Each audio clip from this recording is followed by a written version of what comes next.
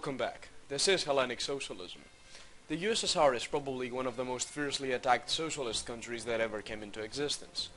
Be it left communists, social democrats, liberals, conservatives, fascists, libertarians. Pretty much everyone spits on the Soviet Union. This is largely due to West capitalist and a lot of times Nazi propaganda regarding its history and its achievements. Many claim that it is a valid point to allegedly point out the failure of the Soviet Union in order to prove that socialism is an invalid system that doesn't work. But is this really the truth? Well, no, obviously not. Today I will highlight the achievements of socialism in the USSR, sector by sector, covering as many aspects as I can, given I have a valid source. All the working men and women of the Soviet Union enjoyed a stable and sure job, a decent wage, full insurance, and their legal permits. The length of the working week was stable. It could not exceed 41 hours a week. A reduced duration of working time was also implemented for teachers, doctors, and a few other specializations. The working week of the Soviet Union was in fact one of the smallest in the world. The substance of free time was also altered, specifically its utilization. The People's Authority had ensured the required preconditions for that: rest areas, a network of cultural information and sanitary institutions. The Socialist Authority set the basis for the abolition of the exploitation of women. The Soviet state always deemed the protection of the mother and child as one of its main tasks, and strived to create the preconditions for mothers that would allow them to combine productive and social activity with motherhood and the raising of their children. In case a mother gave birth to 2 or more children, or in the case of complications at birth, the leave was extended by up to 70 days.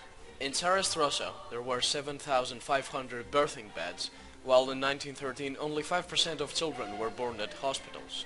Help to mothers giving birth was mostly handed out by female volunteers. In the years of the Soviet Authority, a network of hospitals for the care of mothers in the maternity hospitals and the gynecological sectors of hospitals was set. The problem with securing maternity health care during childbirth was completely eradicated. In pre-revolutionary Russia, the term preschooling institution was almost unheard of.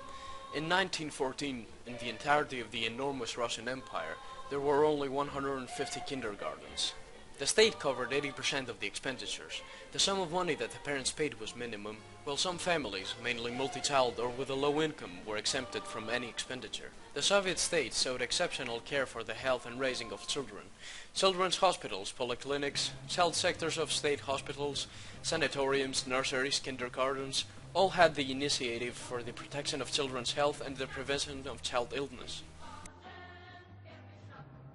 Social insurance in pre-revolutionary Russia covered only 2 of the 11 million workers. The basic subscriptions to social insurance were made by the workers themselves, based on their own economical status and from a contribution of a portion of their wage, and only covered themselves individually. In the USSR, social insurance was universal and covered the entire family of the worker alongside himself, with no contribution from their wages. The funds for social insurance came from the profit of the state-owned enterprises, kolkhozes, and other institutions, and mainly from the state budget. There were also pensions for old age, disability, and loss of family protector. The retirement age was 60 years for men and 55 for women. Workers and employees who were employed with hard-working and unhealthy jobs enjoyed a retirement age of 50 years for men and 45 for women. Universal healthcare is unarguably one of socialism's most important achievements. It becomes even more important if we take into consideration the situation of the healthcare system in pre-revolutionary Russia. Under the Tsar, there were only 20,000 professional doctors. In the Soviet Union in 1987, there were more than 1.1 million, which was 1/4 of all doctors in the world. The average life expectancy in Tsarist Russia was 32 years. After the revolution in the mid-1920s, that rose to 44 years. And in 1987 it reached 69, which was the average life expectancy of most of the developed capitalist countries at the time. Of course, in the span of these years, life expectancy increased in those countries as well.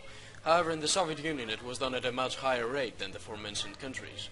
Deaths in Tsarist Russia were double the percentage of deaths in the UK and the US. During the time period between 1913 and 1987, the percentage of deaths in the US decreased by 1.5 times, in the UK 1.2, in the USSR it decreased by 3 times. From 1965 till 1985, the expenditures of the state for the security of people's health and physical education in the USSR had been increased by 2.5 times per capita.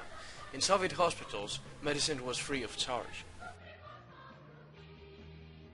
Mass illiteracy was the legacy that Tsarist Russia left to the Soviet Union. 3 out of 4 people did not know how to write or read. After the revolution, a policy of universal, free and mandatory education was applied. In the 8th Congress of the CPSU in 1919, the political base for an all-out campaign for popular education was set, quote, "The creation of a new socialist people's education and the transformation of the school from a weapon of class dominance of the bourgeoisie to a weapon for the communist transformation of society." Between the end of 1917 and the beginning of 1918, monthly teachers' wages increased dramatically. By 1928, 7 million previously illiterate adults had learned to write and read. By 1940, that number had increased to 60 million. According to the 1939 census statistics, literacy in the ages between 9 and 49 was 89.7%. In 1959, illiteracy had been completely eradicated. All schools of general education were popular property. Mixed-sex education was implemented and the separation of church and school took place, and in its turn, a separation of church and state. Religious ceremonies inside schools were abolished, and so did the imposal of any religious dogma. Corporal punishment was also abolished. In 1984, there were 67.6 thousand primary education public schools, which were attended by more than 20 million children. There was a 100% coverage of children in regards to school attendance. There were also 514 universities attended by nearly 3 million students. The Soviet state spent 10% of its GDP for education, and this evidently had great results. In 1987, there were more than 1.5 million scientists. Once again, a fourth of the world's scientists. In a series of important sectors, the USSR was on the forefront. Rocket science, nuclear technology, orbital space stations, guided thermonuclear synthesis, cryogenic technology, construction of large hydroelectric power plants, dams, and more.